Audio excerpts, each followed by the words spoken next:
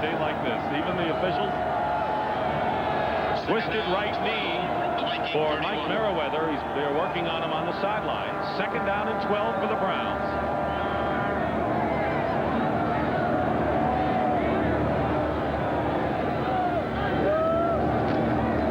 Pressure on Kosar. Pass intended for Slaughter. Penalty marker down. Rutland may have pushed him, and the Browns may get a break here. And I think Slaughter helped his cause with a vehement protest to the official while the ball was in the air. And an outstanding job from Kosar of getting rid of the ball before Joey Browner got to him on the blitz. Saw the man-to-man coverage in the secondary and gave his receiver a chance to get to the ball. Pass interference, number 48, first down. And last week we had an official also facing away from us giving the call. Here's Rutland with the right hand out there, and that's all the referee needs to see to call the pass interference, and that'll put the ball on the 5-yard line. A 26-yard penalty against Reggie Rutland, and now the Browns with a big opportunity here. 1st and goal on the 5-yard line. 2 tight ends, Ozzie Newsome and Ron Middleton. 9:07 remaining in the 3rd quarter. Vikings lead 3-0. And offensive tackle Paul Farron will move to a tight end position as Ricky Bolden comes in to play left tackle. Kevin Mack and Tim Manoa, 2 big backs out of the eye.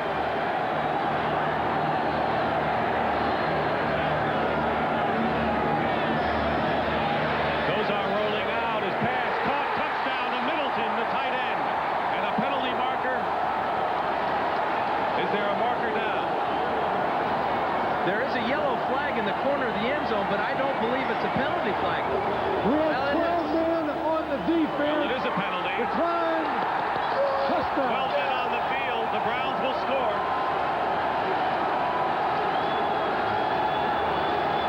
Lloyd Peters, the defensive coordinator of the Vikings. Well, Kosar comes out, not much of a play-action fake here. He doesn't really need anything. What he's battling here is the 12-man prevent defense, and even the extra guy can't keep Middleton out of the end zone, and a big touchdown for the Browns. Not only is it Middleton's first touchdown reception of the year, it's his first catch of the year. Pretty good average, yeah. That's not a bad average. A journeyman tight end makes a big play, and now Matt Bahr, with Mike Pagel holding, try to give the Browns a 7-3 lead.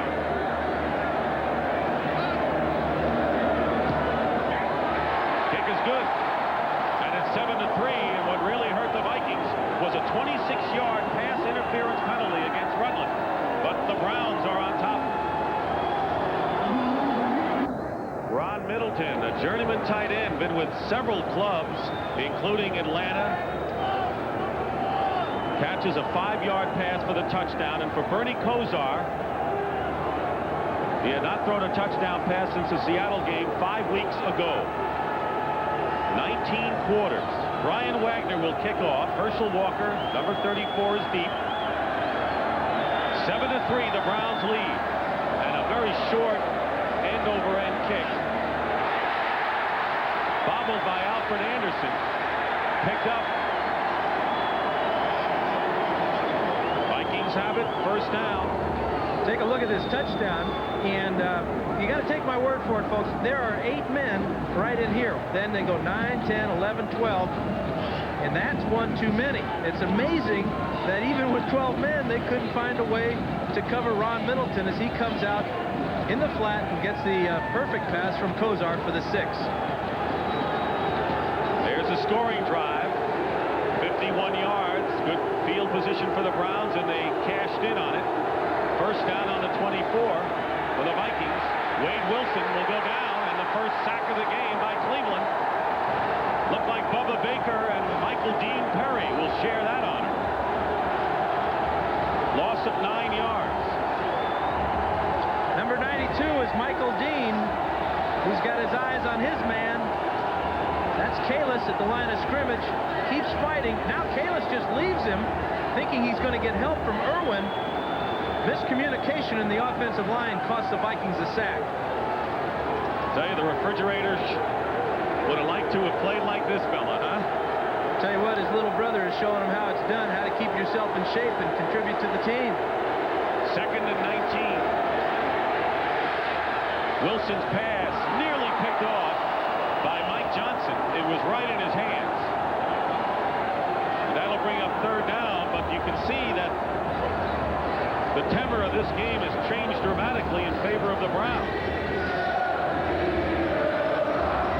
You really feel the entire momentum is swung in favor of the Browns. A turnover now, and the Browns capitalizing with any type of score could be fatal to the Vikings. 8 minutes and 20 seconds remaining in the 3rd quarter. 4 wide receivers on 3rd and 19. No shotgun as Wilson now ducks under center. Wilson from his 5 completes it to Alfred Anderson out of the backfield. Well short. The tackle is made at the 21 by Clay Matthews, and it'll be 4th down. And once again, the Browns could be looking at good field position once more. But that was a good play for the Vikings. They picked up about 10 yards, and what that does is it gives their punter, Bucky Scribner, a little breathing room. Scribner in to kick again inside his 10. Deep for the Browns is Gerald McNeil. Only 5'7".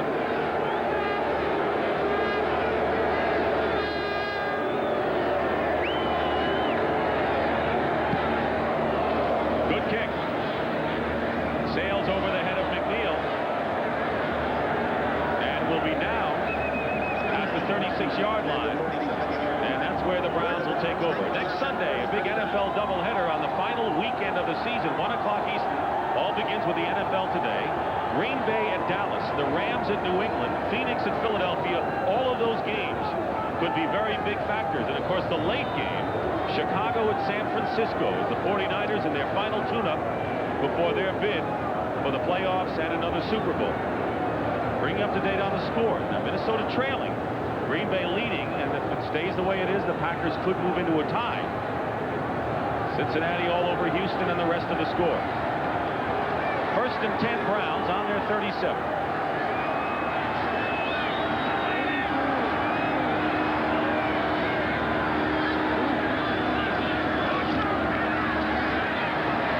Kosar's pass. Caught by Kevin Mack out of the backfield. Not for a lot of yardage, but in any event, it looks like Bernie Kosar has his rhythm. Scott Studwell makes the stop on Mack. The one thing about Kosar is he is a competitor, and I think that the tougher it gets in a ball game, this fella really rises to the occasion. Has had an outstanding career already, and has only been in the league a couple of years. 2nd and 6 on the 41.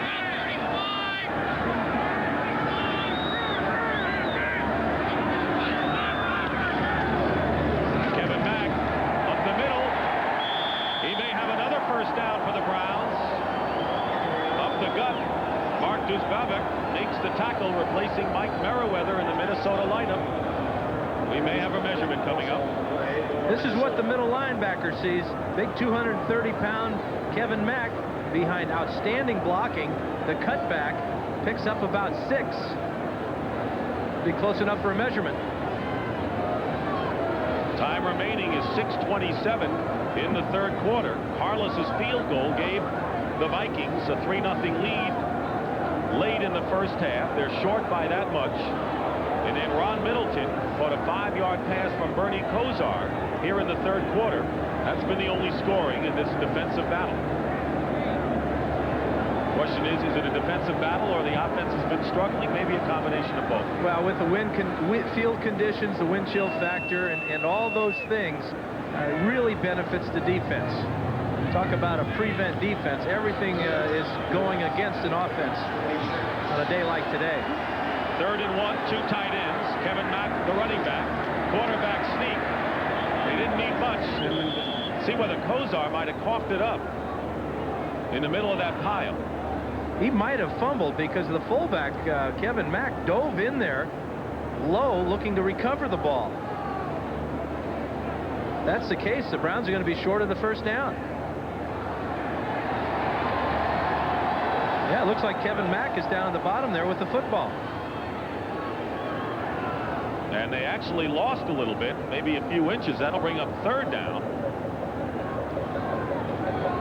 They certainly lost. You have to wonder, and you have to wonder about the play selection there, going with Kosar on the quarterback sneak instead of turning around and handing it to your big fullback. So it's 4th down.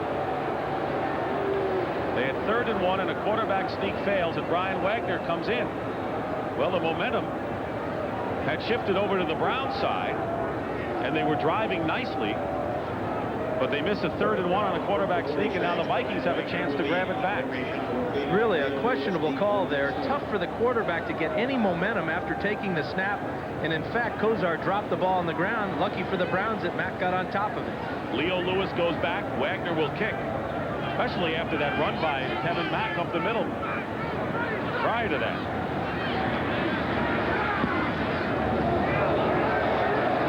Leo Lewis on the run. Gets as far as the 32-yard line. 10-yard return, so the Vikings with a chance now to get back, trailing 7-3.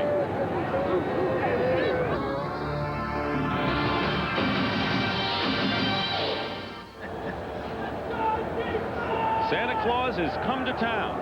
He's putting gloves on. He could catch some passes, go out on some patterns today. You know, he feels right at home. You know, he's got several layers under that.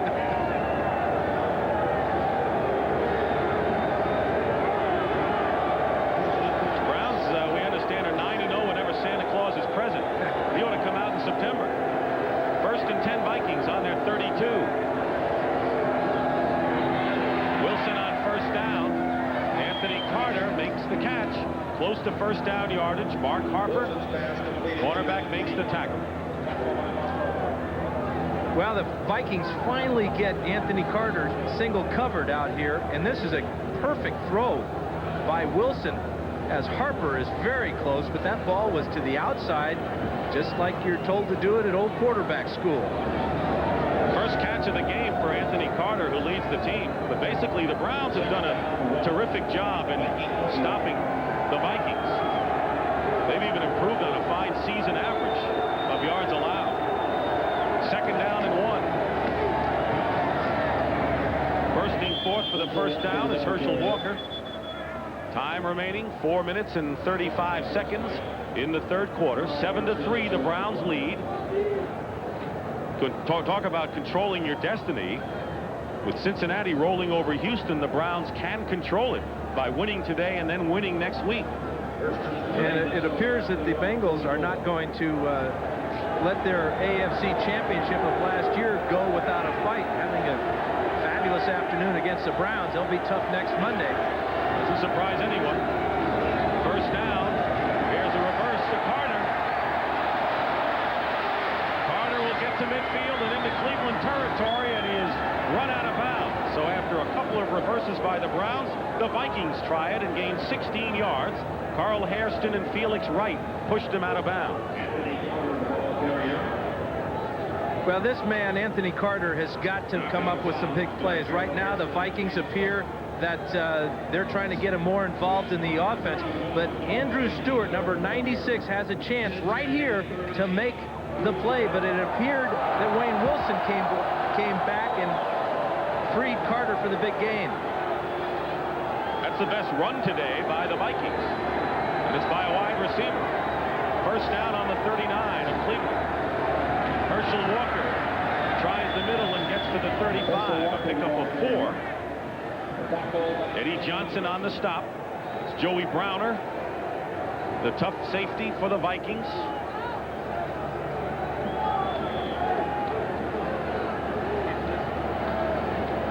You know, the momentum is going back and forth, ebb and flow, but on a day like today, we've got too much ebb and not enough flow for these offenses.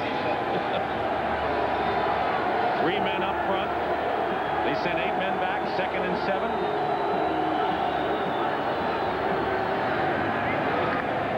And the give to Rick Fetty. Looks like the Browns were trying to get out of their way on the defensive line. Carl Hairston, a little sidestep. We did not see a penalty marker thrown, but it was close. Well, the Browns set an NFL record for guys almost jumping off sides on this play. Watch. We'll get one. There's Matthews. There's a couple more. Oh, there's a couple more guys. And Hairston even got up out of his stance and ran towards the sideline, number 78. He might have said, wait, I'm getting out of here. Heady play. 3rd down and 5.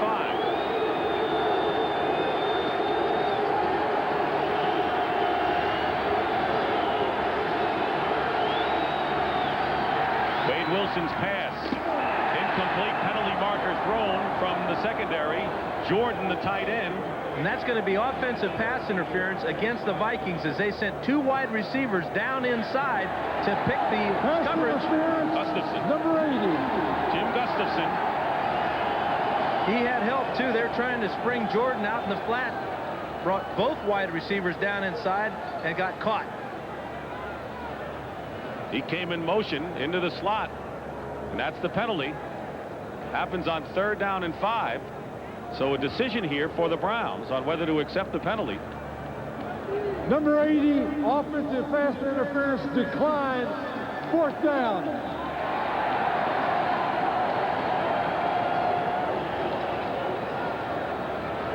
Now the Vikings over on the sideline. Bucky Scribner started to come on the field and now goes back.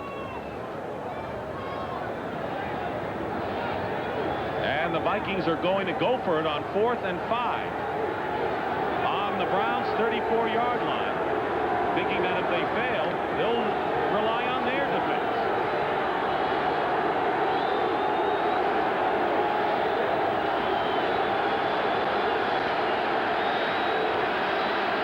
And the handoff up the middle. Alfred Anderson close to the 1st down. He's got it. So on a 4th down play, a good call to Anderson up the middle. This is the strength of this Viking team. Watch the trap block here from Randall McDaniel, number 64. That frees Anderson up the middle. Tremendous collision from Thane Gash there, but Alfred Anderson strong enough to bull forward and just pick up the 1st down.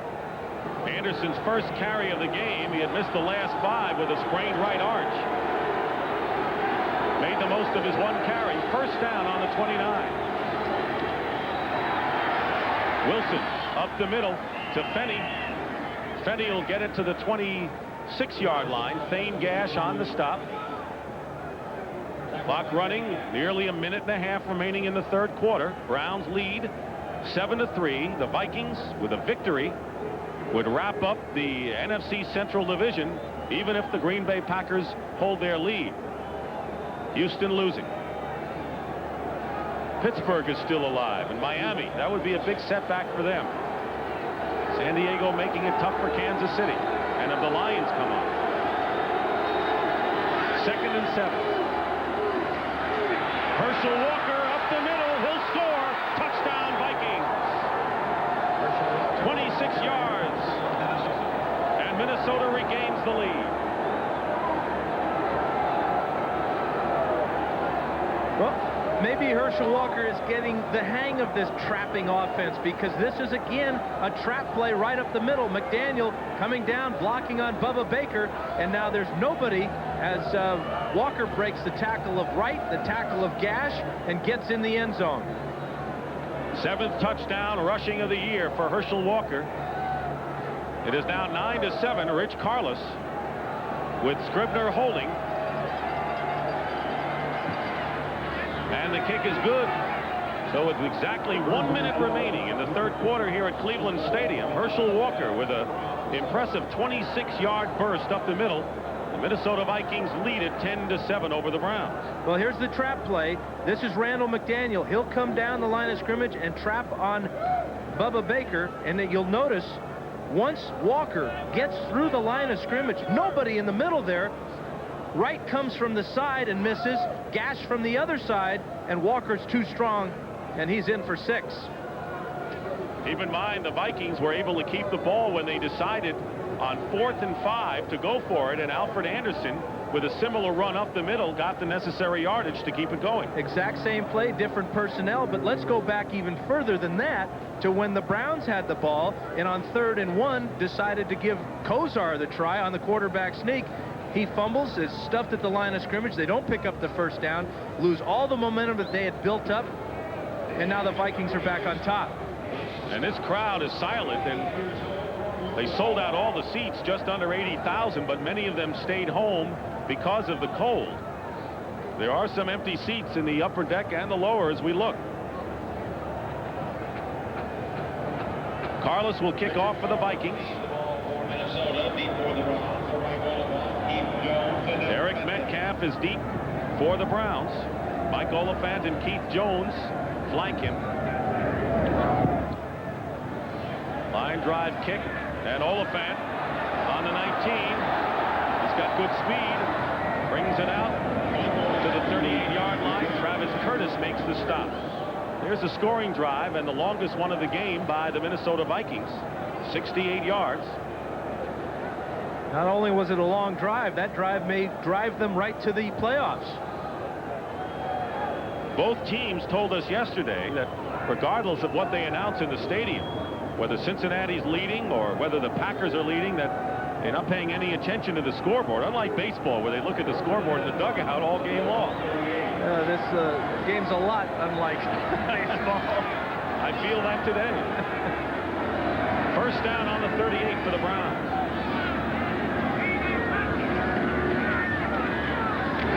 Kosar has it tipped. Metcalf, the intended receiver. That'll bring up second down. Dan, I think if there are any questions surrounding the Browns offense, and there are many of them, I think that if the Browns falter the rest of the game offensively, I think those questions will really arise, because they did take control, as you said, momentum-wise and on the scoreboard. Well, the problems, a lot of people are starting to point the fingers at the offensive coordinator, Mark Trestman, and he's under a lot of fire here in Cleveland. He'll have to answer questions about that quarterback sneak, I'm sure. 2nd and 10.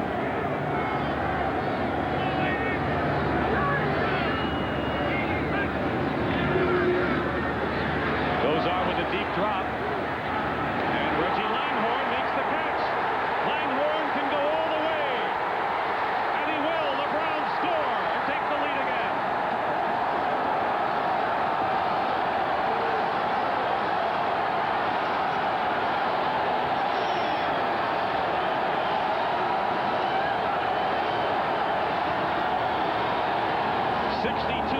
The second longest pass play of the year for the Browns. Well, let's give Trestman some credit for calling this play. 68 yards for 6. The catch in the hands, and now the missed tackle. A couple of defensive backs losing their footing.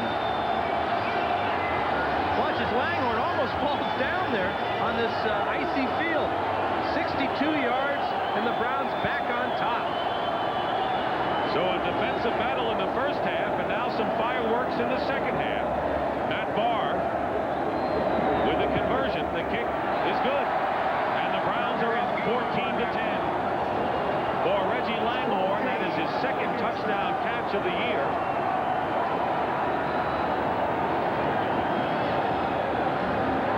And it's twice as long as his longest catch of the year. So the Browns showing that the offenses really do have the advantage on a field like this if you can get the ball to them. That's been the biggest problem so far. And a comment on the Minnesota defense, that was the longest pass play given up by the Vikings this year, with 35 seconds remaining in the third quarter.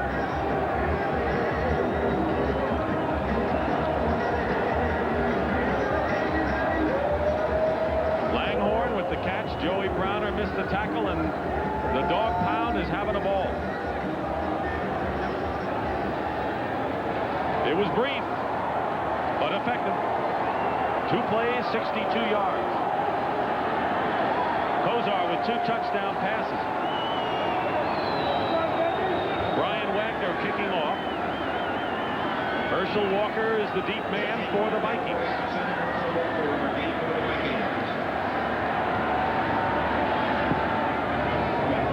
Low line drive kick. Jesse Clark mucks it,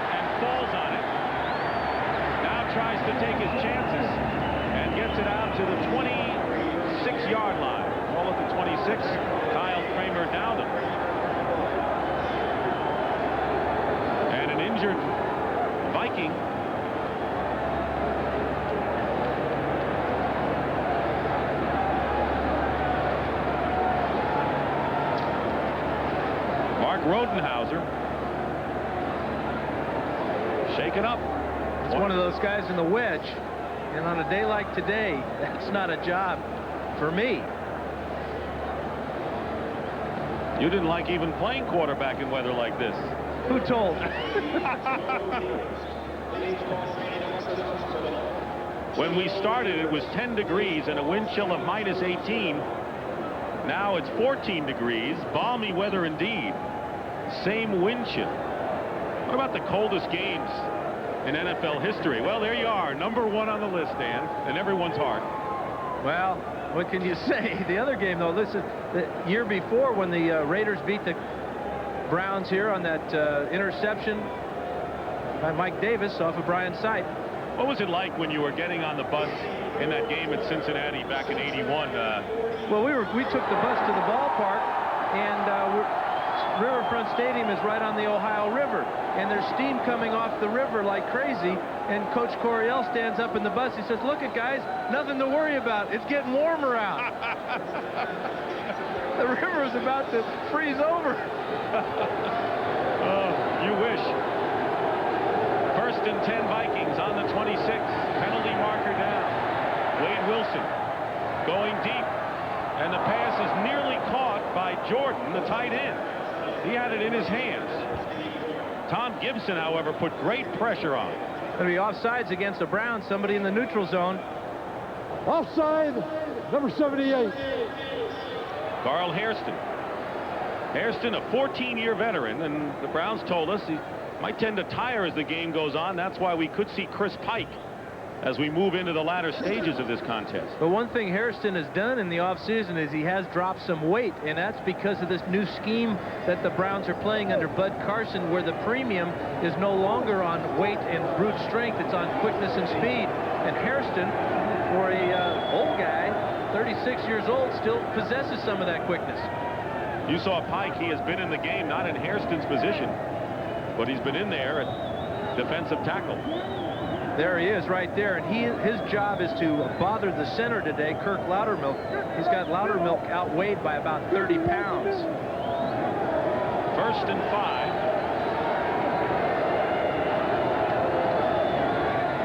Wilson's pass caught by Carter. He's got enough for the 1st down. Mark Harper making the tackle. The final seconds will tick off in the 3rd quarter. Browns defense have played very well, and Harper has done well in place of the injured Hanford Dixon this afternoon. And that's the end of the 3rd quarter.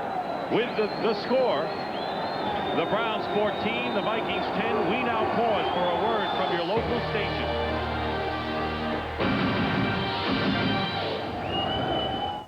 This is CBS Sports coverage of the National Football League is sponsored by GTE. At GTE, the power is on. The U.S. Army, where you get an edge on life. Be all you can be. And by Mitsubishi Motors, bringing you a full line of award-winning automobiles.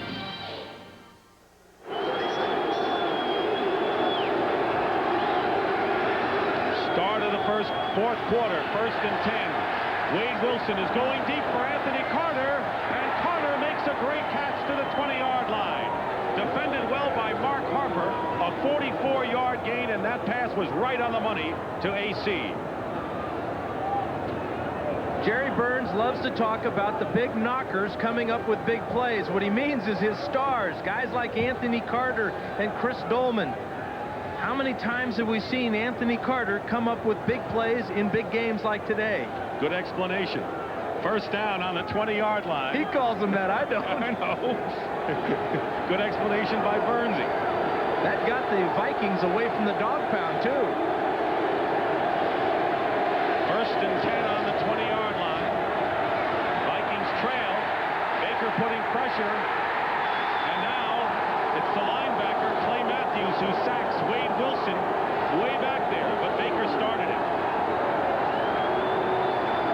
And a Viking is slow to get up, a loss of 18 yards. And that's Wade Wilson on the ground. Tommy Kramer better get ready in a hurry. Well, this is adding injury to a bad play, a bad decision on Wilson's part. He should have tried to dump this ball and save his team the loss and save himself the pain. Big pressure from Al Bubba Baker, number 60. Wilson steps away from him with a nice straight arm move here. But that's where he should have dumped that ball and not taken this huge loss. He came into the game with a sprained ankle. We're not sure what they're looking at now, but Clay Matthews, he's been to a lot of Pro Bowls because of plays like that. Tommy Kramer is warming up. Looked like the left knee of Wade Wilson. There is Tommy Kramer, who has played one down last week against the Falcons, and that was his first action in 6 weeks. So what's it like for a Tommy Kramer in this kind of weather, sitting around all game, to have to come in now? Well, you're seeing how difficult it is. He probably can't even feel his throwing motion right now. There's no way he can throw enough passes on the sidelines now to get comfortable, to get warm. He's got to worry about taking snaps, all those type of things. You see, he's not wearing gloves. He's just trying to stretch out a little bit. Not easy for a 34-year-older to get pushed into a game of 18-degree wind chill factor. Well, Burns is coming onto the field. You know, the last time the Vikings won a division title, which you've seen on the NFL Today in the beginning of our program back in 1980. That's the last time they won a divisional crown. Tommy Kramer threw that touchdown pass to Ahmad Rashad to beat the Browns on the next to last week for the victory. In a lot of history between these two ball clubs, the Vikings this year are celebrating their 20th anniversary of their first Super Bowl appearance.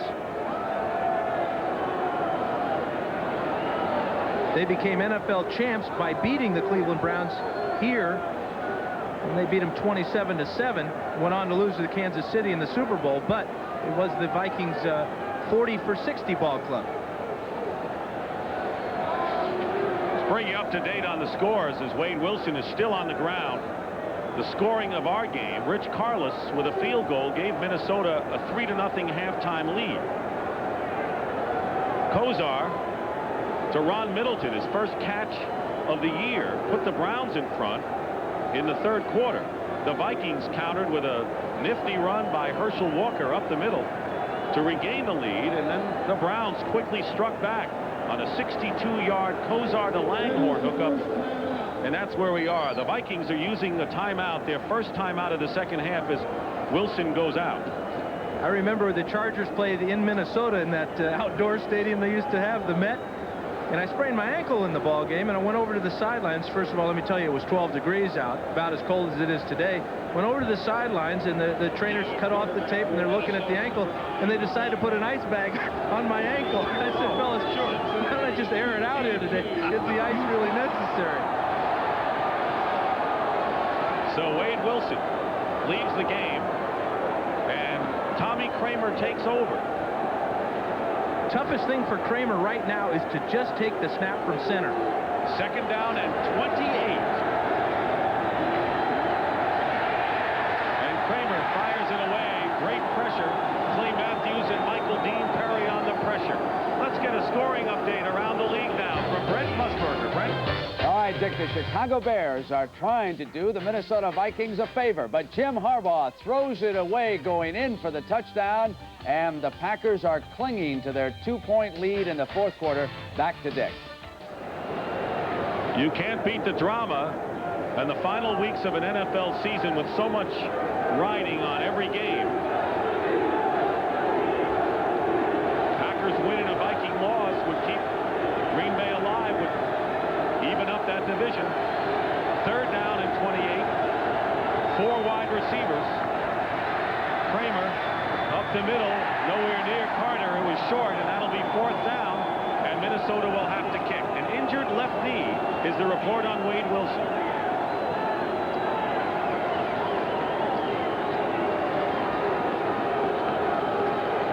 We're early in the fourth quarter, just under 14 minutes remaining. Kramer lost his footing as he was delivering that ball. That's why it came in low to Anthony Carter. Bucky Scribner will kick for the 10th time today. And there's Gerald McNeil for the 10th time going back to receive. Going for the sidelines is Scribner, and a good kick. He got it inside the 10-yard line. Did his job perfectly. So the Browns will start from inside the 15 when we come back. Team Summary is sponsored by Levi's 505 jeans, the zipper fly jeans with a traditional Levi's fit. Minnesota has whatever there is of a rushing game today. Wade Wilson out of action, and Bernie Kosar has a couple of touchdown passes after a 4-game slump. Browns lead the Vikings 14-10 early here in the fourth quarter. And I guess, Dan, the big thing for the Browns is to avoid a turnover as they start from the worst starting field position to 10. They really ought to find out where Chris Dolman is. He's caused 5 fumbles this year, 2 last week, where his teammates picked the ball up and scored touchdowns. So Kosar and his running backs have got to be very sure of their handle on the ball. The Vikings have returned 4 fumbles for touchdowns this year, and you know they're going to be looking to strip the ball away at least. So I think that the pressure very big on the shoulders of the Browns. Cincinnati rolling over Houston, and a Brown victory today would really give them destiny in their hands. A win next week would take the division title.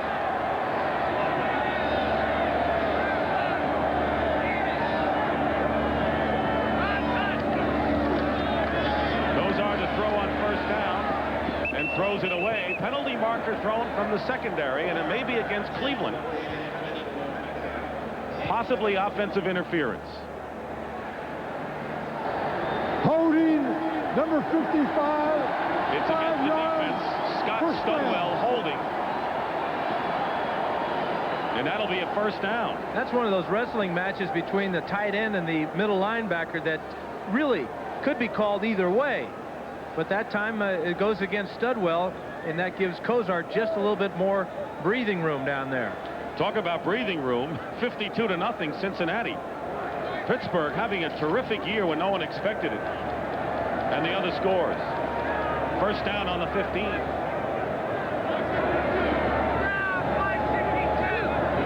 Kosar will audible this one.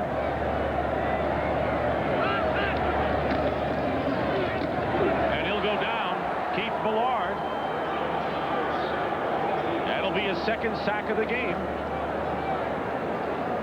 It'll be 3rd and long. This is the reason Kosar went to the audible. When you first look at this, the linebacker is out covering Metcalf, but then the Browns shifted and put Joey Browner out on him, and he covered Metcalf and forced Kosar to eat the ball. Floyd Peters, who was interviewed by the Browns for their head coaching post, wanted complete control up and down the line, and it wasn't to the Browns' liking. But Carson got the job, and Peters may be rumored to be going somewhere else, maybe the Jets. 2nd and 16. Kosar from the 5, going deep for Slaughter. He gave it the extension. Karlis was defending, and that'll bring up 3rd down now and long. Karlis is a Pro Bowl cornerback, and Webster Slaughter should be in the Pro Bowl this year. This type of effort and this result will just break your heart. As he lays out, the ball bounces off his frozen fingers, and that would have been a big play for Cleveland. Tough situation now. 3rd and 16. Slaughter has caught only 1 pass today.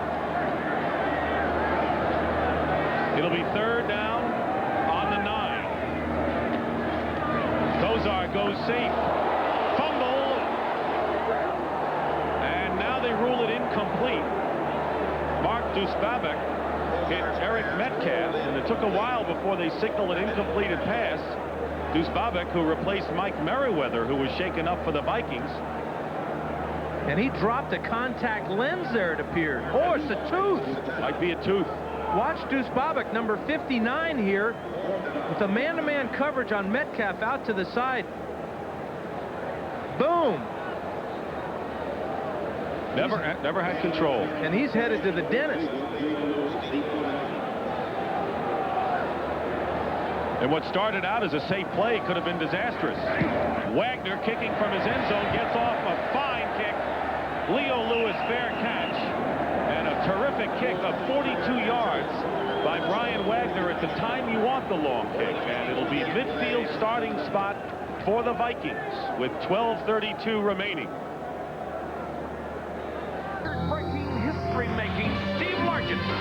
the Seahawks against the Skins. Holiday action begins next Saturday at 3:30 Eastern. Fortunately for Mark Dusbabek, it was not his tooth that got knocked out. It was a contact lens, and can you imagine finding it on this field and with only one good eye? I found 5 on the field before the game. I don't know what the problem is. First down in midfield for the Vikings, who trail 14-10. Tommy Kramer loses his footing, intended for Jordan, the tight end, and a whole bunch of defenders, including Clay Matthews, as the field affected Kramer. Well, the middle of the field on a good day here in Cleveland is bad.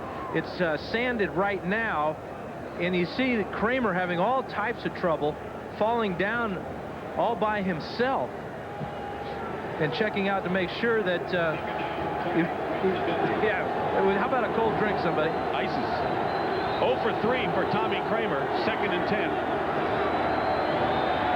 Kramer's pass to Carter, breaks a tackle, and Carter gets into Browns territory, a gain of 20. Felix Wright makes the stop. Always a dangerous pattern because guys like Carter can break it and go all the way. He is the best in the league at releasing off the line of scrimmage down inside and catching this slant pattern. Tommy throws him a perfect pass, and this is where it really gets scary for the defense. Perfect tackle from Felix Wright, or Carter might have been in the end zone. Zane Gash got a hand on him. First down on the 31. Rick Fenny. And Fenny fights his way to the 27-yard line. Plenty of time remaining. 11:35 to go in the 4th quarter. Clay Matthews on the stop for Fenny, who was an 8th-round draft pick out of the University of Washington. And who also went into the locker room for x-rays on his thigh, so you know he's playing hurt. Total offense this quarter, Minnesota in the plus department, Cleveland the minus. 2nd and 6 coming up.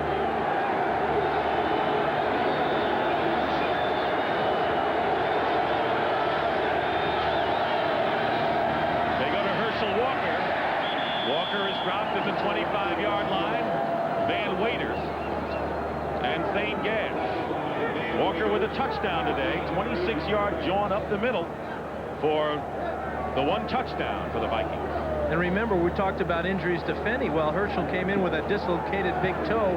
That toe has been taped in a position where it won't bend at all. Not only that, he's got that steel implant in his shoe.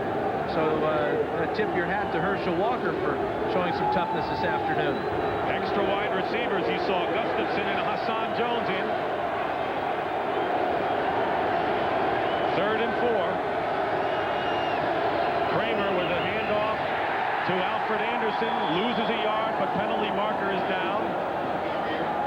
Todd Karlis might have moved. Robert Banks made the stop. False start, number 69, 3rd down. The crowd getting into it a little bit. Karlis very close to the quarterback, but you'll watch as he gets started too soon here. The snap from Loudermilk comes just after Karlis gets out of his stance.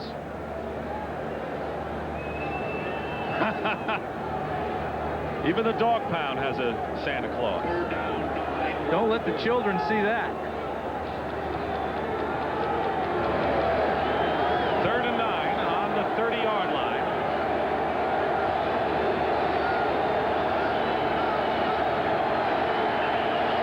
Penalty marker down. A free play for Tommy Kramer. And let's see whether the time ran out. The clock was running out. False start, number 65, 3rd down. Gary Zimmerman. So the Vikings are having problems with their offensive line on this drive. Well, the Vikings are starting to unravel a little bit. They get the big play from Carter that gets them in good position, and now the offensive line looking to get started a little bit too soon. Zimmerman gets the call that time. And you can see that the Vikings are not used to having Tommy Kramer back there. Cadence may be different. Rhythm is different. Definitely. And they also, both those penalties came while Kramer was in the shotgun position.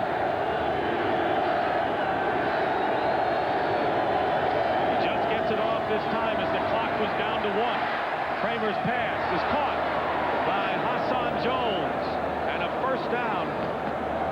Or let's see where they mark it. They may be short by a yard.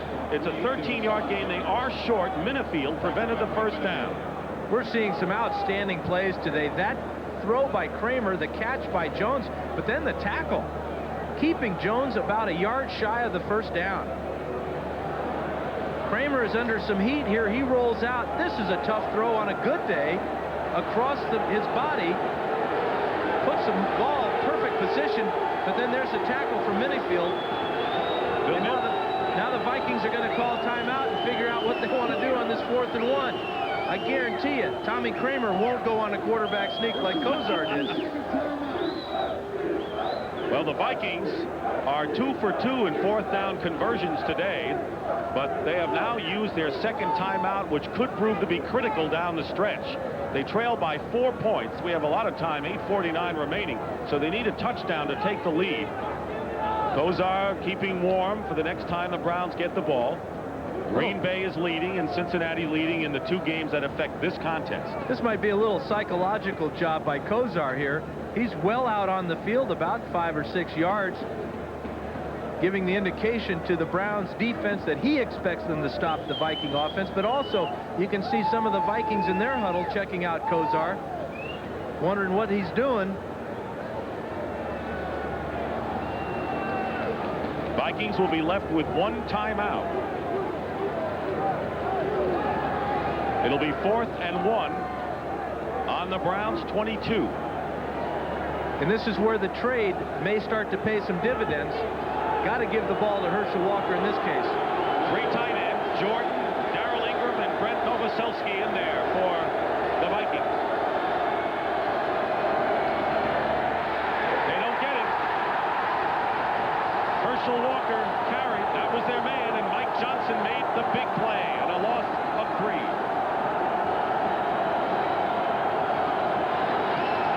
Browns will take over on downs.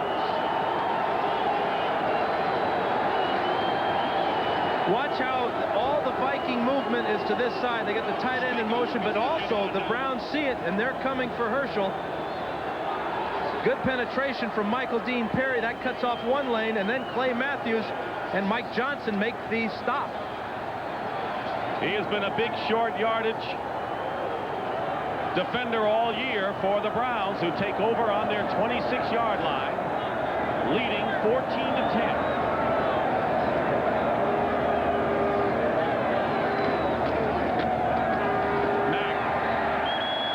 To the 31-yard line, gain of 5. Chris Dolman on the stop. A critical 4th down play, a loss of 3 yards, and Minnesota used a timeout to set it up. And as the clock runs, they have 1 timeout left, needing a touchdown to take over the lead. They control their destiny. Win for them will give them the division title. Green Bay is leading Chicago in a thriller, 30-28 right now. 2nd down, 6 at the Cleveland 30.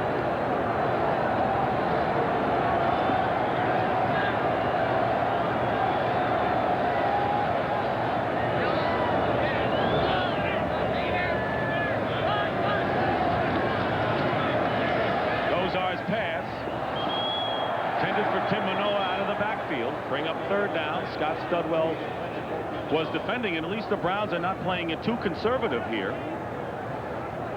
And the one thing they're doing a good job of is taking Chris Dolman out of the game with double team blocking. Ricky Bolden and Paul Farron on this play, making it tough for Dolman to get near the quarterback. Dolman has no sacks today, but Millard has 2. 3rd down and 6 coming up, and now the Browns will use a timeout, their first timeout of the second half. Browns trying to end a 4-week drought, and they're 7:52 away from doing it. Cleveland Stadium on a frozen afternoon, and a big game for 2 teams, the Vikings and the Browns, both looking for divisional titles or wild cards, and the Browns lead 14-10. 7:52 to go in the 4th quarter. This is Dick Stockton along with Dan Fouts, and the Browns thinking about a 3rd and 6 on their own 30, using their first timeout. Minnesota has only one timeout left.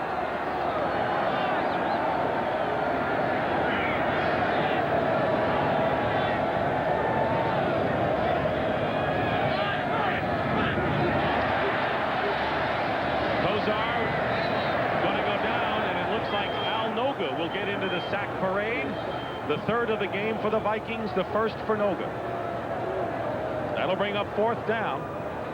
Noga's number 99 on the near side of the picture, working against Cody Risen. Noga has outstanding quickness and a lot of determination as he reads Kosar stepping up into the pocket and picks up his 11th and a half sack of the year. It's fourth down, and Brian Wagner will kick. Leo Lewis goes deep.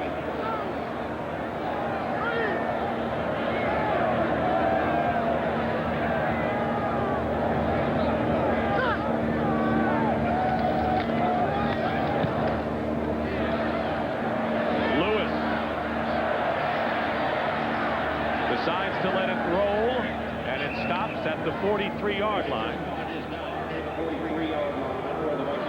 The dog pound trying to cheer the Browns on. It was 3-0 in favor of the Vikings. Karlis' field goal in the second quarter. Then in the third quarter, Kosar with the first of 2 touchdown passes. Tight end Ron Middleton made it 7-3. Herschel Walker, 26-yard touchdown run up the middle, gave the lead back to the Vikings, and then moments later, Kosar with his second score to Reggie Langhorne, 62 yards, and that's where we are. First down on the Viking 43. Tommy Kramer in relief of Wade Wilson, going up top and overthrows Anthony Carter, but there's a penalty marker down at the 40, and see whether there was a hold or interference against the Browns. Illegal contact down beyond that 5-yard area.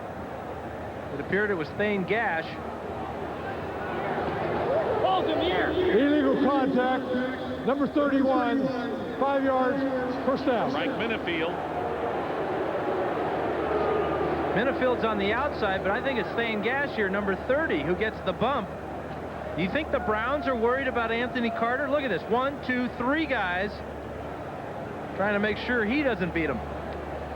Well, that's playing the percentages. You want to stop the big play man. Green Bay on Mikowski's 1-yard run. 5:21 left in the fourth. Cincinnati leading Houston in a blowout. First down on the 48. Kramer up the middle. No receiver near. I think he was going for Herschel Walker, but he overthrew him by a mile. Well, Walker was bumped around a little bit in his pattern by Clay Matthews, and that's what Kramer's yelling about. Wade Wilson injured his left knee, came out of the game for Tommy Kramer. Sprained left knee. Will not be back. And that affects their season-ending game if they lose this one, when they have to face a hot Bengal ball club at the Metrodome. Second down and 10. Close to midfield.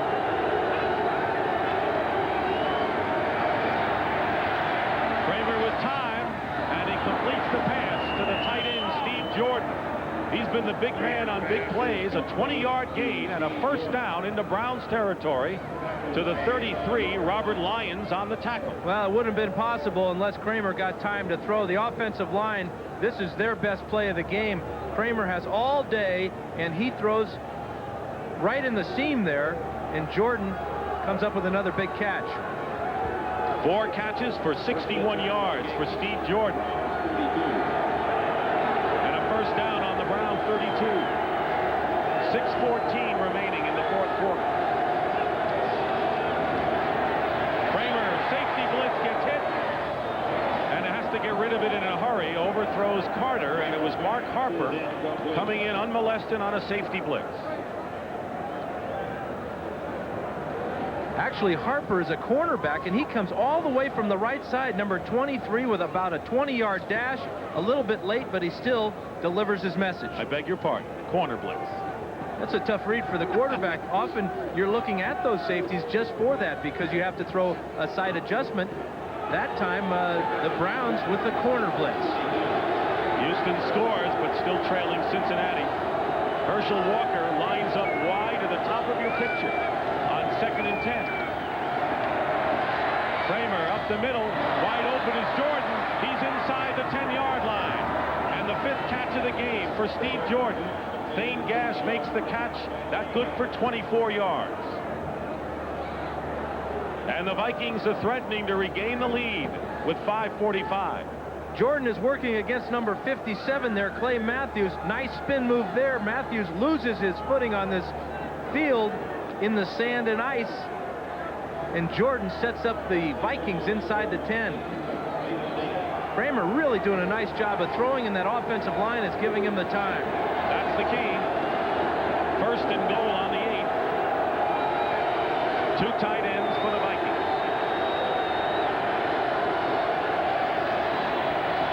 Kramer's pass caught. Brent Novoselsky, the tight end, couldn't go anywhere after the catch. Gets to about the 6-yard line.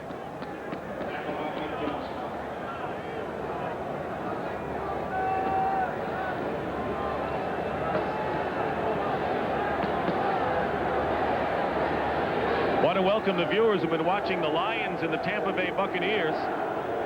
2 teams fighting for divisional honors in their respective conferences, fighting here with 4:40 to go in the 4th quarter. Minnesota trailing the Browns 14-10, but threatening. 2nd and goal at the 6.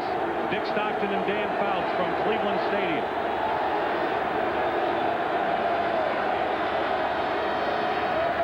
Kramer looking, fires, knocked down, intended for Novoselsky, and it was Minifield covering him well all the way.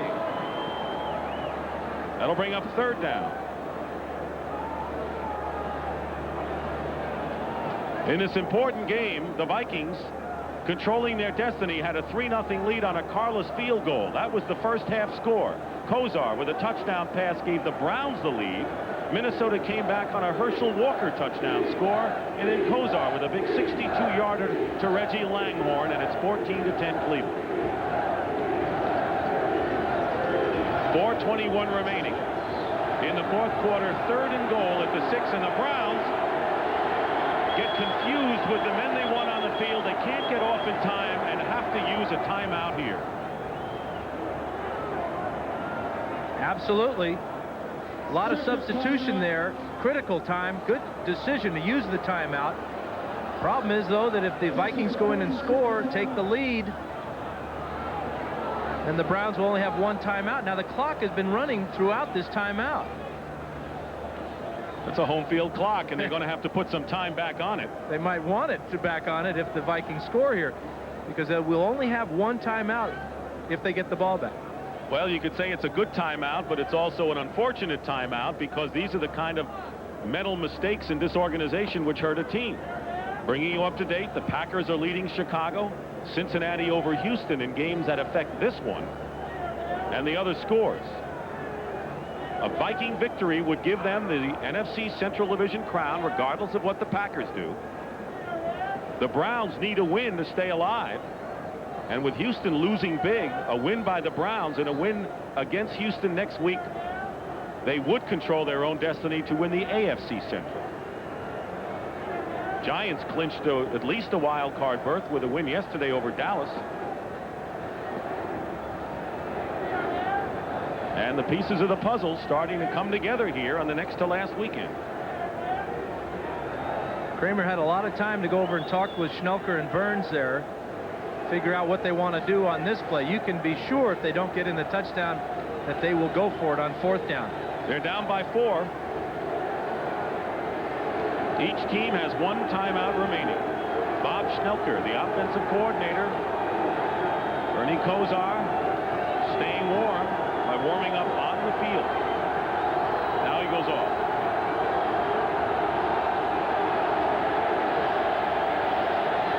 They put 21 seconds back on the clock. Herschel Walker inside. Gets to the 2-yard line. Rick Fenny. Rick Fenny gets down to the 2. See where they spot the ball. It'll be 4th down. And they'll go for it. And again, it's a trap play right up the middle. Karlis with the block on Robert Banks. And Fenny muscles down to the 2. 3 tight ends in there now. And now big changes for the Browns defense. They bring men off and a new 6 come on. They take those little defensive backs and bring in some heft. 4th down. Kramer lofts it for Jordan. Touchdown, Vikings.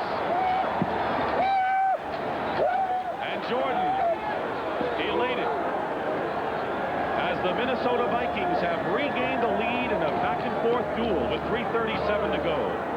Wonderful call from Schnelker as they fake the run to the strong side, and then Jordan just sneaks out into the flat, beats Van Waiters for the lead touchdown.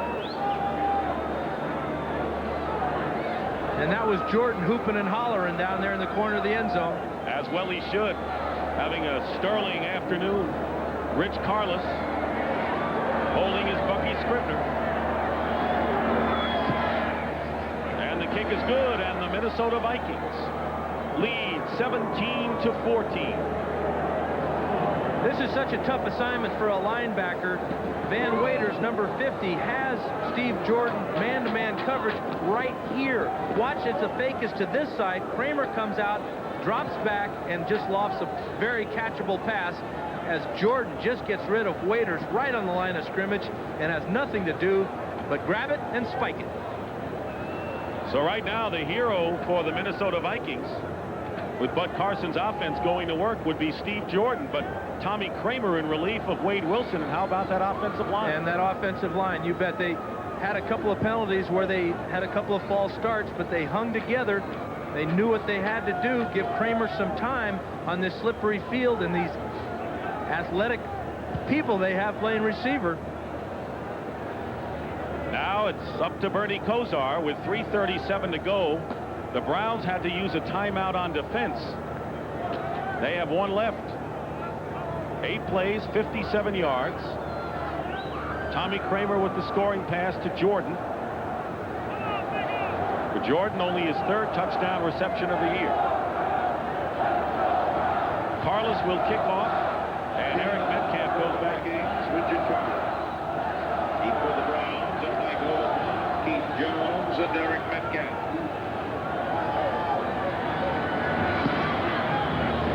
And a short kick. Redden fields it. And he's down at the 35-yard line. Redden had fumbled, leading to the field goal for the Vikings in the first half.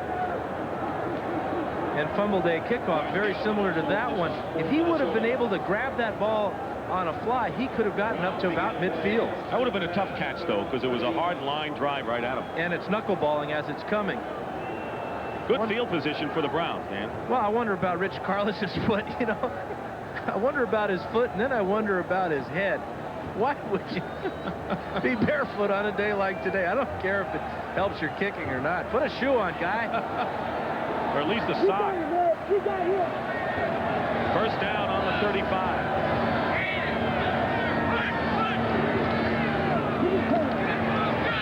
And the pass incomplete. Intended for Webster Slaughter. Try to thread the needle. That'll bring up 2nd down. Reggie Rutland defending. And another Viking shaken up. It is Rutland who collided with Slaughter.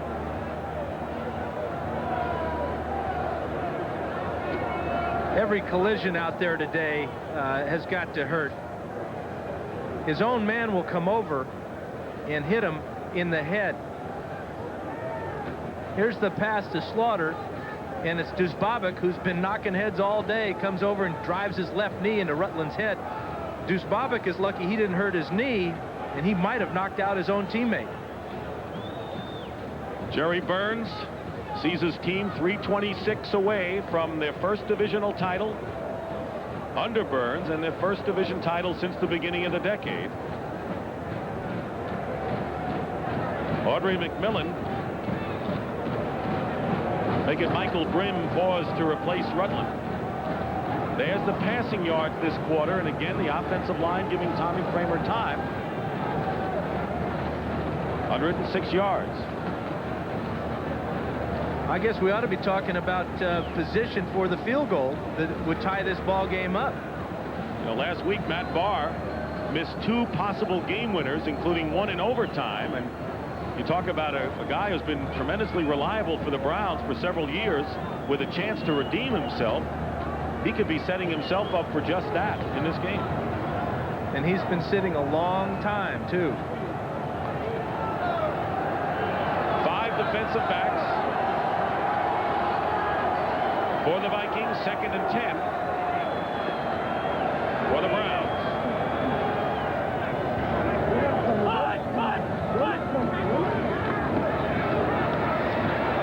Kosar's pass, and Lawyer Tillman makes the catch. Michael Brim on the stop.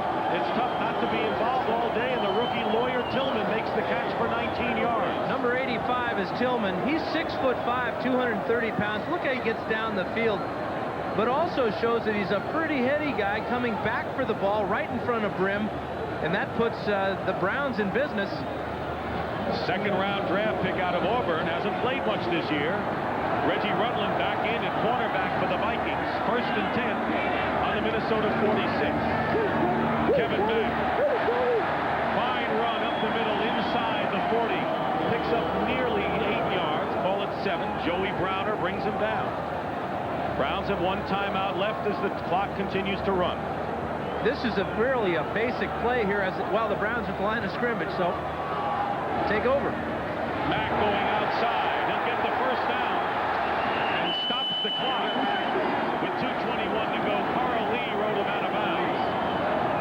And the Browns are moving smartly here, trying to set themselves up for either a game-tying field goal or maybe a winning touchdown.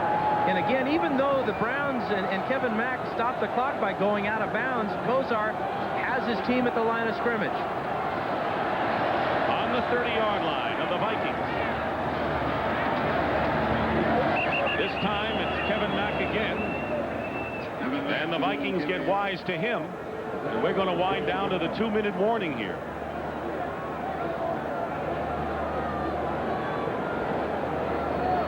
Kosar going to the sideline. So this game is coming down to the very end. 2 minutes to go in the 4th quarter. Minnesota clinging to a 3-point lead over the Browns.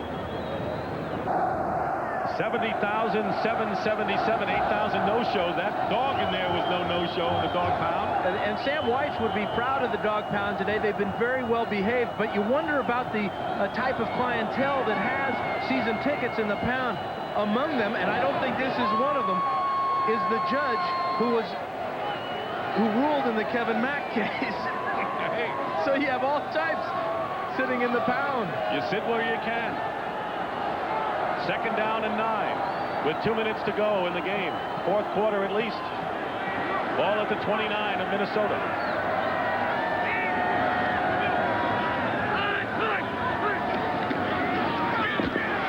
Kosar's pass.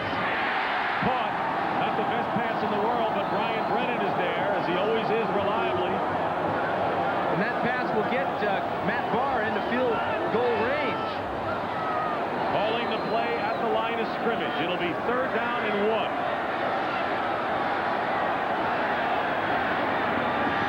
Kevin Mack will have the 1st down. Browns have 1 timeout left. They're going to have to use it at the right time. They're inside the 20. Make it the 17-yard line. 1st down. Kosar really taking control here. Has his eye on the clock. Audibling at the line of scrimmage. 1st and 10. Kosar with some time. His pass nearly intercepted by Audrey McMillan. That was closer to McMillan than the intended receiver, Brian Brennan. Well, Kosar is looking for Brennan all the way here. They have a nonverbal type of communication. But this time, Brennan broke in. Kosar threw the ball to the outside, and McMillan could have become a big hero with the pick there. Right now, it would be about a 34-yard field goal for Matt Bahr. 2nd and 10. Kosar wants the crowd to calm down a bit.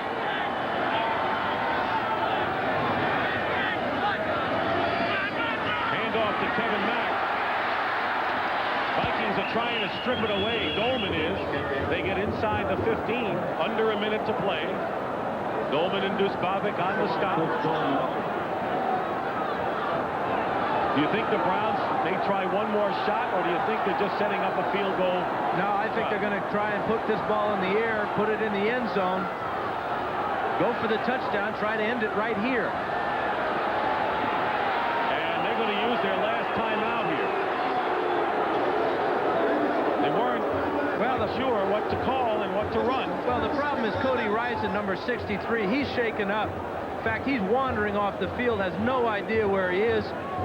Kosar sees that, and either he has to call the timeout or it would have been charged to them for an injury timeout. But Rison is almost out on his feet, trying to clear the cobwebs right there.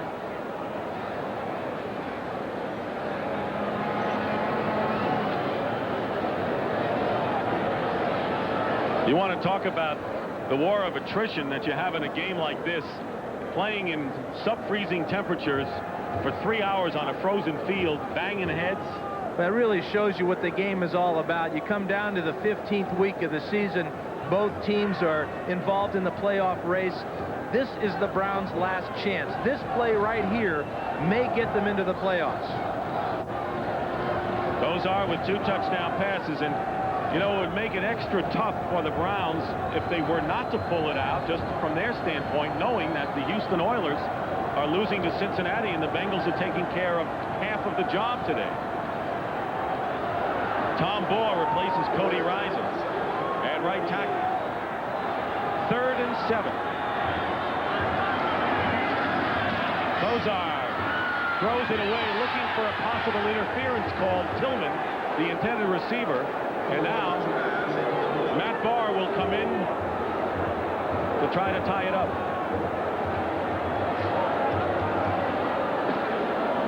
Matt Bahr has come on for the Browns to try to send this game into overtime. 17-14, the Minnesota Vikings have the lead with 29 seconds to go. Mike Pagel will hold. Bahr trying to redeem himself after missing 2 critical field goals last week. The Vikings are going to use their last timeout now to freeze the kicker. And I have to think he was frozen long before this, Dan. Not only are they freezing the kicker, they're finishing off this announcer with this timeout. No timeouts remain for either team. Interesting thing about Matt Bahr is he has had an off year. He's only hitting about 63%. He's missed 8 field goals, and 5 of those 8 have been wide to the left side. In fact, 2 of them last week. One went wide left, one hit the left upright. He missed one that could have won the game in regulation, and then he missed one in overtime before Kosar threw the interception to Mike Pryor, who ran it in for the winning score. So Bahr, who called last week the lowest point of his career, is trying to get that point up considerably here. The roller coaster ride of a field goal kicker. Pressure also on the snapper, Tom Bahr, and Mike Pagel, his holder. This will be a 32-yard attempt.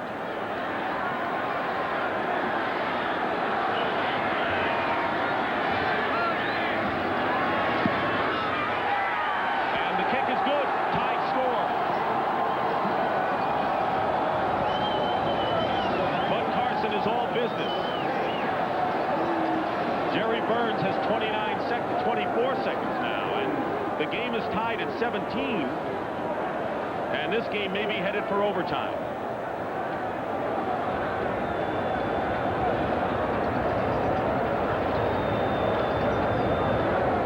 So Matt Bahr redeems himself with a field goal to tie the score.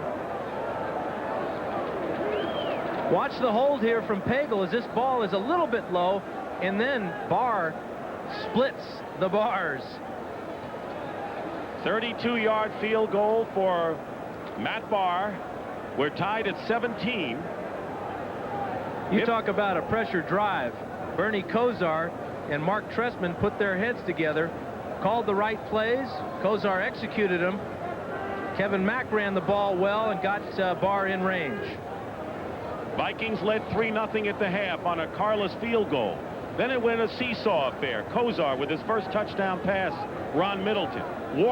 Herschel Walker, 26 yards, gave Minnesota the lead again. And then Bernie Kosar hit Reggie Langhorne with the big play of the game, 62 yards Tommy Kramer in relief of Wade Wilson with a 2-yard flip to Steve Jordan gave the Vikings the lead, but Bernie Kosar brought the Browns back, and Matt Bahr's field goal has tied it up. Brian Wagner kicking off. Herschel Walker is deep. 24 seconds to go in the 4th quarter. And it's fielded by Alfred Anderson. Anderson gets running room down the sidelines and gets to midfield before he's ridden out of bounds. 18 seconds remain. A 34-yard return by Anderson. No timeouts left by the Vikings. And we may see a couple of Hail Marys in the remaining time. Well, they really need about 30 yards to get Karlis within 40 yards of field goal. So that's the big thing right now. The problem, no timeouts, only 18 seconds. They'd have to get downfield in a hurry to set up for it.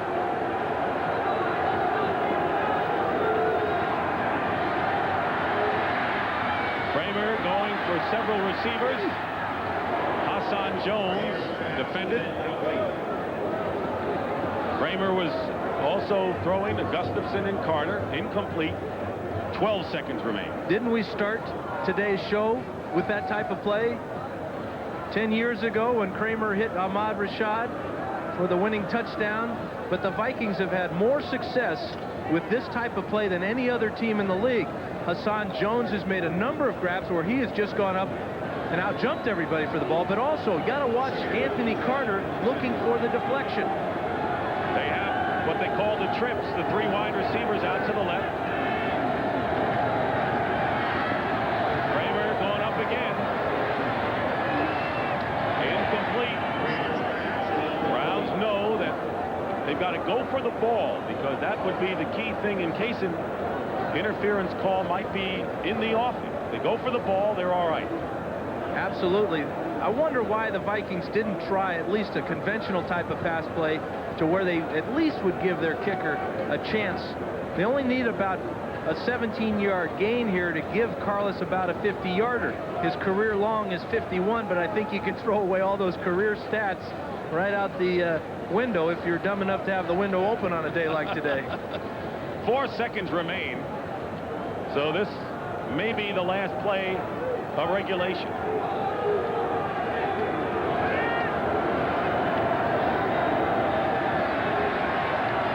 Here's Kramer's effort. And it's intercepted. Kyle Kramer picks it off, and we go to overtime. First team to score wins. And if there's no scoring in 15 minutes of action, the game ends in a tie, which would hurt the Cleveland Browns, who trail. Browns have been involved. This will be their 4th overtime of the year. They've yet to win one. They've lost 2 and tied 1. That one coming against Kansas City. But the big decision here now is if you win the toss, do you elect to receive or do you elect to kick off and have your defense out there and play a field position game? Not only is it their 4th overtime game this year, but their 2nd in as many weeks. Lost to the Colts 23-17 last week. There's Bud Carson talking to his quarterback, asking him which direction he wants to take the ball if they do win the toss. So he's decided that the quarterback is more important than the kicker at this point. Ozzie Newsome is the captain out for the toss. Kirk Loudermilk out for the Vikings. Fred Wyatt, the referee.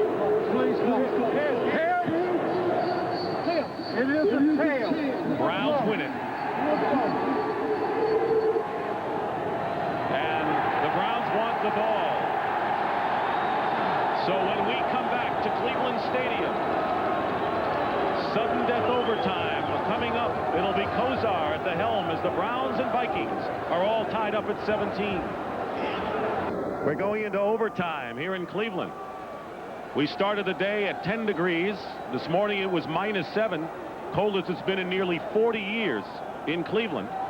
Wind was not a factor today. But now that the sun is gone, it's gotten much colder. Jerry Burns and the Minnesota Vikings came within a couple of minutes of wrapping up their first division title since the beginning of the decade. Eric Metcalf goes back. Karlis will kick off. But Matt Bahr's field goal tied it up.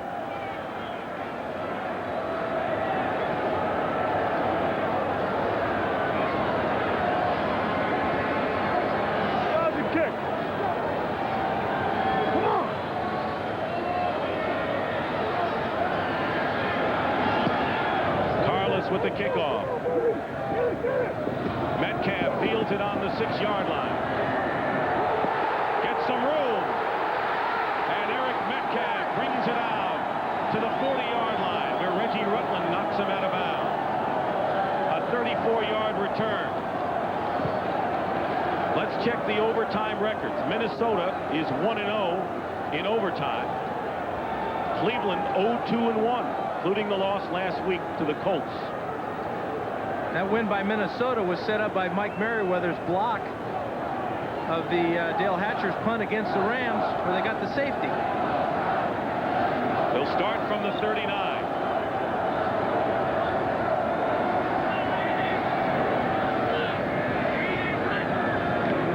On a draw play, Kevin Mack will lose a couple of yards. And it was Chris Dolman. No sacks today, but has played the run extremely well. The entire front line has, but what they're trying to do is get across the line of scrimmage. But, you know, I think I could have made that play. Nobody blocking me. I'm not sure I could bring down Kevin Mack, but at least I could, you know, if it was two-hand touch, I could touch him, and that'd be good enough. But, hey, listen, you've got to put somebody on Chris Dolman. You can't let him free like that. Green Bay leading should beat Chicago 40-28. So the Packers, you know who they're rooting for. They're looking for a Browns win. 2nd and 12.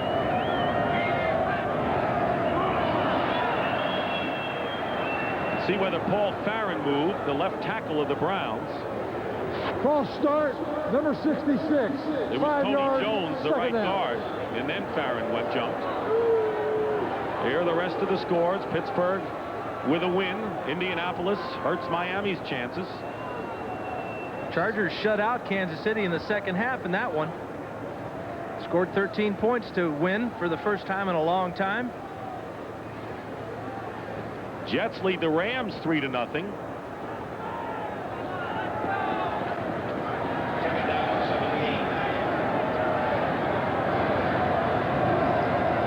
Second down and 17. Kosar will dump it off to Mack, who can't hold on. And now the offense has stalled for the Browns. And that'll bring up 3rd and long. Just hate that type of call on a second and extremely long, 17 yards that time, where you dump it off short to a running back and expect him to pick up at least half of the yardage. Very hard to do, especially under conditions like today. Now you may be wondering, if this game ends up in a tie, what it means for the Browns' chances, who came in a game and a half behind Houston. They would be a game behind with a tie and a chance to end up even with Houston. They still be alive if they beat them head-to-head next week.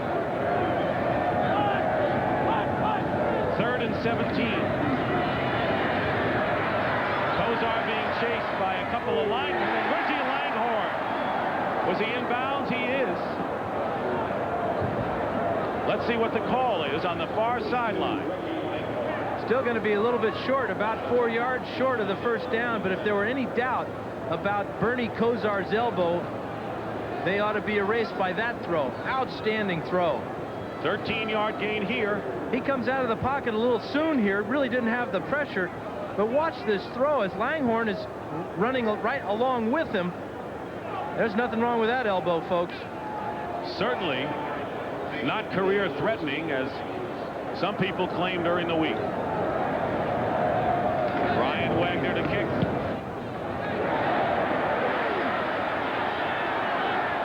Leo Lewis on the fair catch.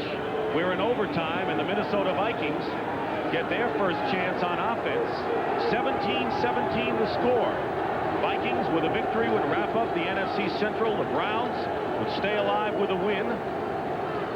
Bud Carson and Mike Johnson talked things over As the Browns go on defense, Minnesota will start from their 17. The relief pitcher today for Minnesota, Tommy Kramer, for Wade Wilson, who sprained his left knee. Kramer's done an outstanding job at the helm behind an offensive line that has really shut the Browns' pass rush down.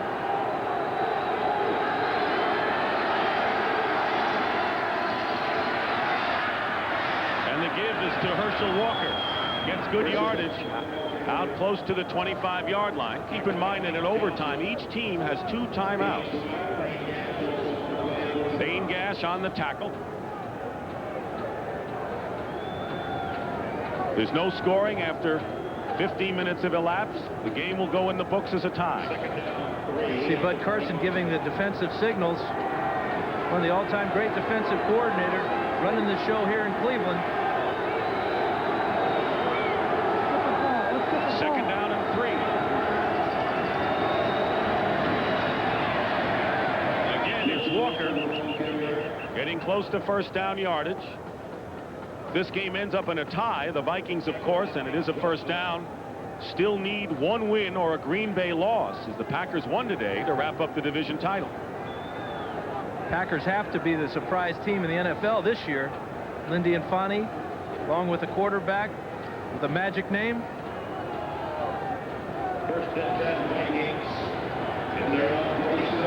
Packers could move into a first-place tie if the Browns win here in overtime. First down on the 27.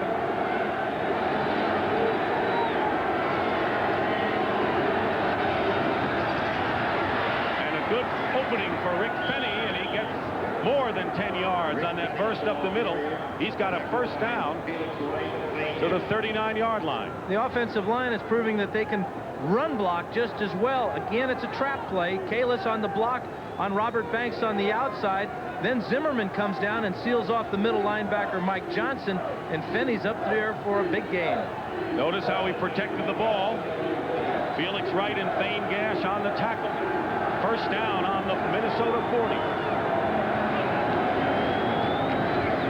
Here's Finney again with another trap play off tackle. Not quite as successful. Picks up a couple. Clay Matthews brought him down.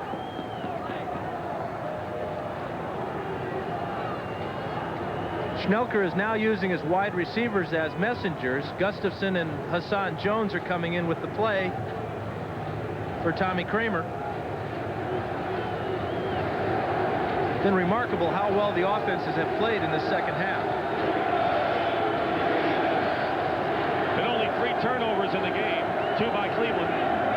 Second down and 8. Herschel Walker. And it'll be third and about 5 or 6. Michael Dean Perry making the stop on Walker. 17-17 the score. Houston has lost to Cincinnati. A victory for the Browns would keep them alive and force a big showdown against the Oilers for the division title next week. 61-7 was the final in Riverfront Stadium. You don't think they had any fun down there, Boomer and the boys? Sure, the dog pound and Cleveland people didn't mind what Sam Weiss's team did today. Yeah, how about that? Cleveland fans rooting for the Bengals today. Vikings are going to call a timeout. They'll have 1 timeout left in the overtime. We'll be back to Cleveland Stadium after this.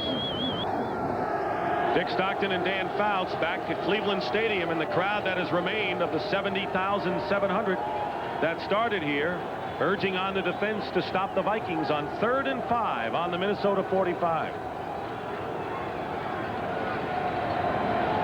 Steve Jordan has been a big receiver for Tommy Kramer the second half. Vikings with 1 timeout left. They just used 1. And it's amazing at how fast this overtime period can go. I don't know why they don't give you 3 timeouts in it, though. But there are a lot of rules I don't understand. Especially the one about Karlis not being able to wear a sock at least. 3 wide receivers on 3rd and 5.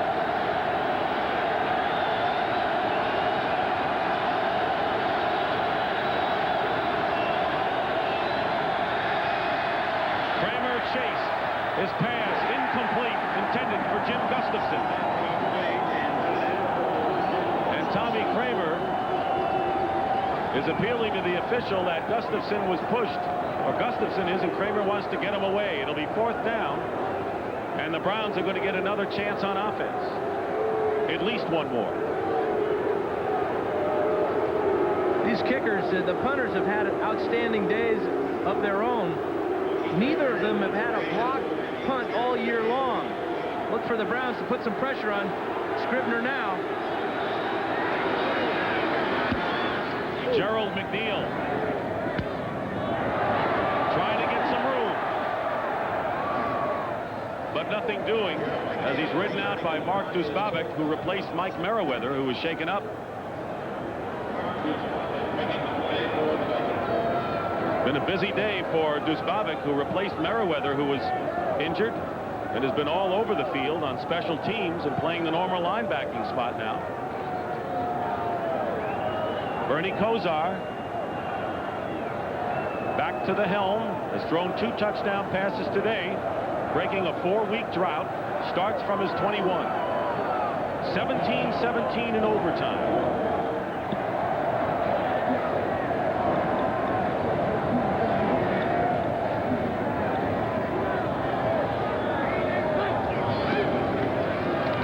Kosar going deep for Langhorne. He's got it.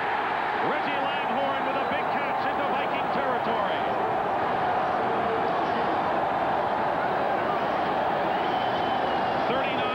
With Karlis bringing him down. Kosar said he wanted the wind at his back here, and he got it from his head coach. This is a perfect throw right on the fingertips of Langhorne, and now the Browns have got it all going their way. Karlis right on the tight coverage, had to take a perfect pass to get in there. 6 catches, 140 yards, and a touchdown reception. First down on the Minnesota 40.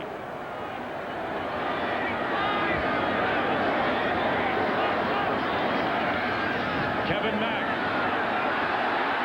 gets outside, and Mack picks up 8 yards or so.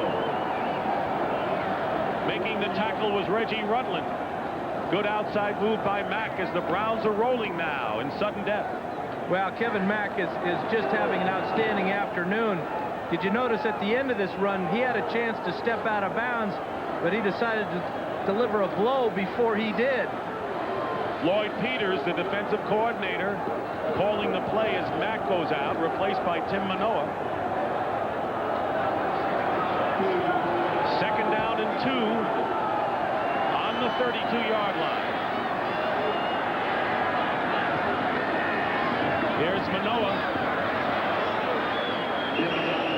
See where they spot the ball. Manoa had to get to the 30-yard line. Chris Dolman in on the play for the Vikings.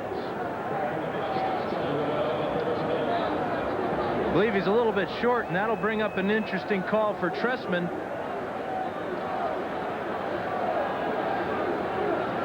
Recall last time they were in this situation, he elected to give Kosar the ball on a quarterback sneak.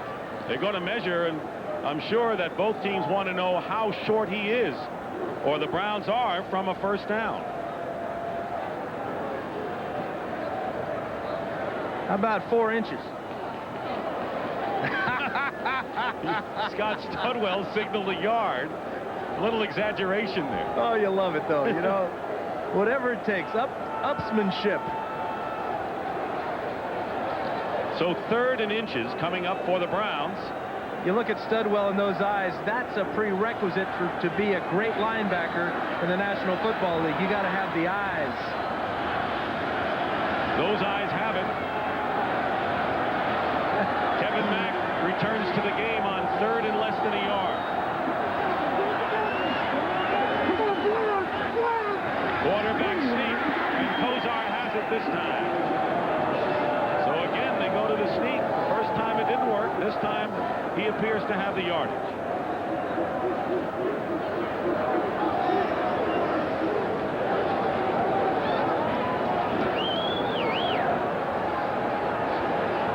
Kosar's going to take this ball right behind Riccozzi and Tony Jones.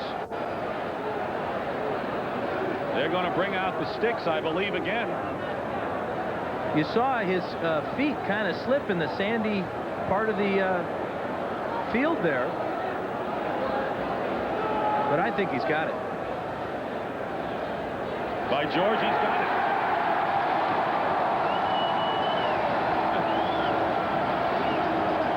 Bernie's taking this snap, makes sure he has it well secured, but now his footing goes out from underneath him, and he's just got to lean forward. He's lucky he's 6'5", or he might not have picked that first down up. Meanwhile, the Vikings have lost the key operative from the defensive line. Keith Millard has a separated shoulder, may not be back.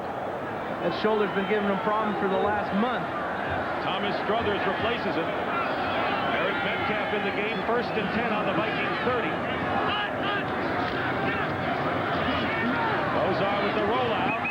Could have been a dangerous pass behind Metcalf. Right into the teeth of the secondary, Browner. That'll bring up 2nd down. Matt Bahr kicked a 32-yard field goal to tie this game with 24 seconds left to send it into overtime, and could be called upon to end it momentarily. He's got half that redemption back from last week when he missed 2. One hit the upright, but he's got the Browns this far. There's Millard, who has that separated shoulder. 2nd down and 10.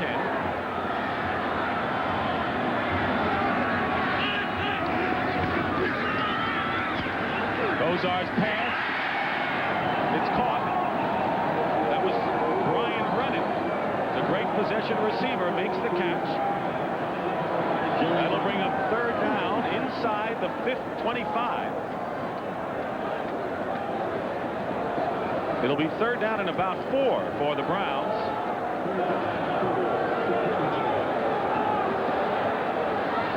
They don't get the first down here. It'll be Matt Bahr time.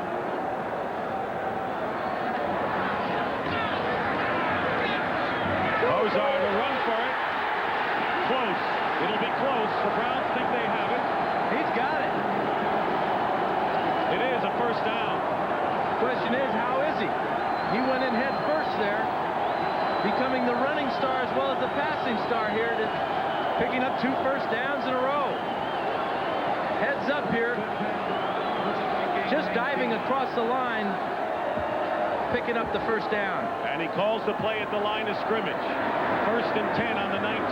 Kevin Mack up the middle, gets to the 15-yard line. Or 16, Al Noga on the tackle. Time remaining in the overtime is 6:05. And Kosar's trying to wear the Vikings out now, not going back into the huddle. There's no hurry. He doesn't have to be in this hurry-up offense, but Trestman wants him up at that line of scrimmage. Here's Mack. He's hit at the 14-yard line.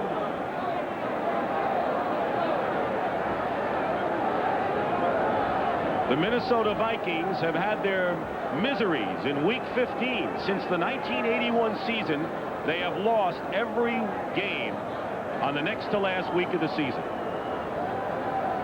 Last year's loss to the Packers in Week 15 kept them from winning what they're after today, the NFC Central crown. The Browns are going to use up one of their timeouts right here.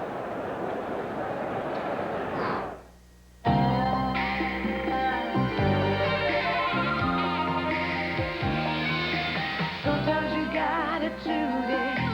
Emerson's got it right.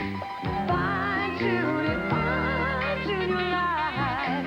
Nobody's got to tell you. Emerson does it right. Fine-tune your life. Fine-tune your life with Emerson. Left, split left.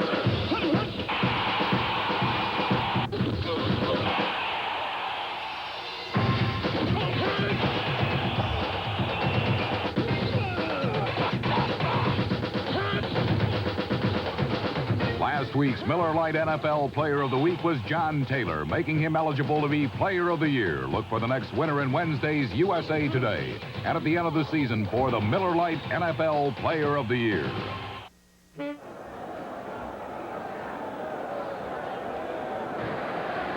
They brought on Matt Bahr right now to end it. He's going to try a field goal to win the game for Cleveland in overtime. He kicked the field goal with 24 seconds left to send it into OT. And this is a good decision by Bud Carson because it's only third down. If they have something go wrong with the snap and recover the ball, they still have the ability to kick a field goal on fourth down. But they're thinking, making it, let's end this thing. No sense delaying the inevitable. Browns are trying to break a skid that has seen them lose 3 in a row after a tie with Kansas City. He missed a couple last week. This will be a 32-yard attempt, the same distance he kicked to send it into overtime. Tom Bahr is the center. Mike Pagel holds.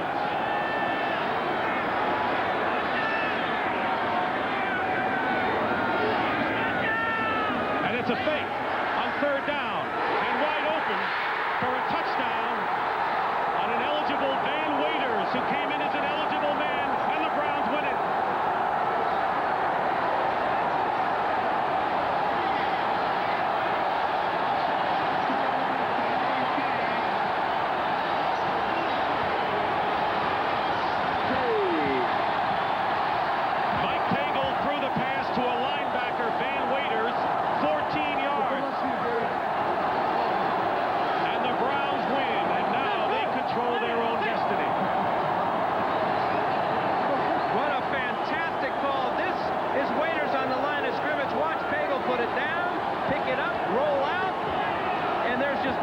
For Waiters, all Pagel had to do was lob it over the defensive back's head, and the Browns are still in it.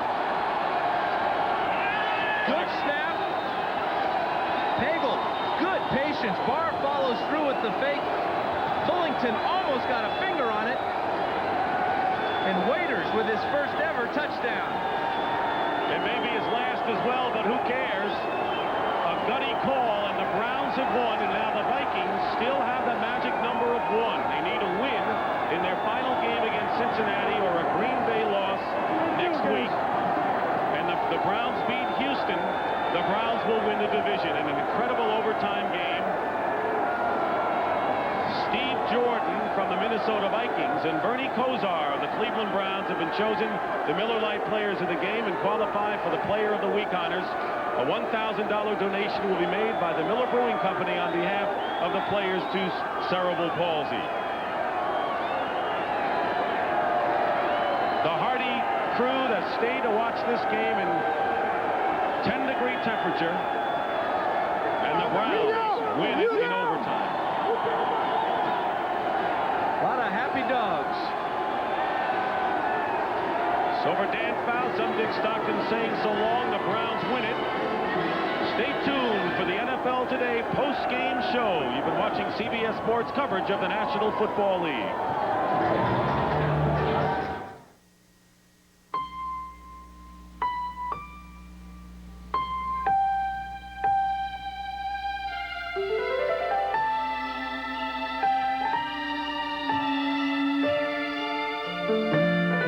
In the spirit of the holiday season, this year the Miller Brewing Company will be making a donation to United Cerebral Palsy every time you buy Miller High Life, Miller Lite, or Miller Genuine Draft.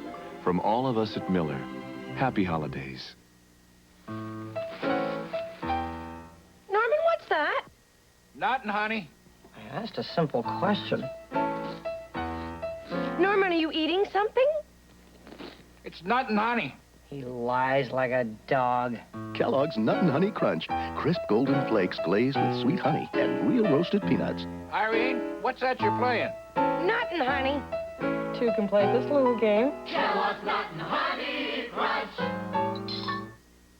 It's a Radio Shack Merry Christmas. With Radio Shack Space Patrol walkie-talkies, your children can be Arctic explorers. Advance slowly. The summit is sheer ice, and the cold is beginning to affect the dogs.